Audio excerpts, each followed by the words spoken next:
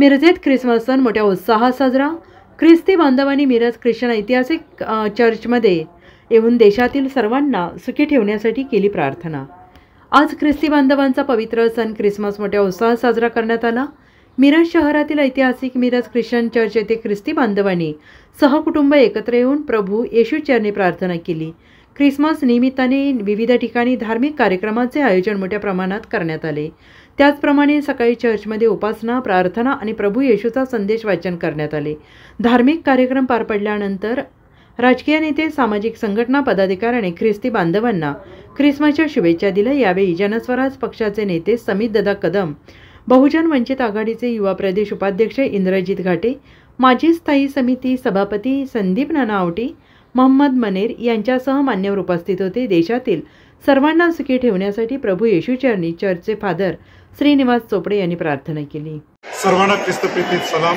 सर्वप्रथम सर्वांना हा नाताळ येणार नवीन वर्ष सुखाचं, समाधानाचं, आनंदाचं, भरभराटीचं, शांतीचं, सौख्याचं, लाभाचं, प्रेमाचं, प्रीतीचं, आशीर्वादाचं, दीर्घायुपणाचं जावं तीच आम्ही प्रभूचरणी प्रार्थना आणि ह्या शुभेच्छा Miraj Christian church SS-D1 KDCC येण्याच्या वतीनं देत आहोत। ज्याप्रमाणे बायबल सांगतं, देवाने जगावर एवढी प्रीती केली की त्याने आपला एकुलता एक पुत्र दिला, यासाठी की जो कोणी त्याचवर विश्वास ठेवितो त्याचा नाश होणे तर त्याला सार्वकालिक जीवन प्राप्त व्हावे।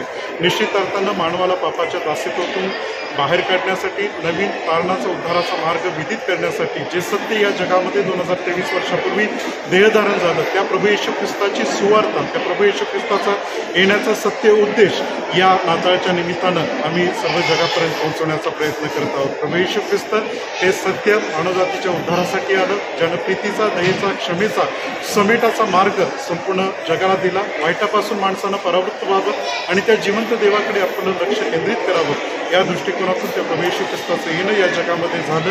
तो उद्धाराचा मार्ग या नाताळच्या निमित्तानं आम्ही जगाला देत आहोत। पुन्हा एकदा या नाताळच्या आणि येणाऱ्या नवीन वर्षाच्या हार्दिक शुभेच्छा। God bless you. धन्यवाद।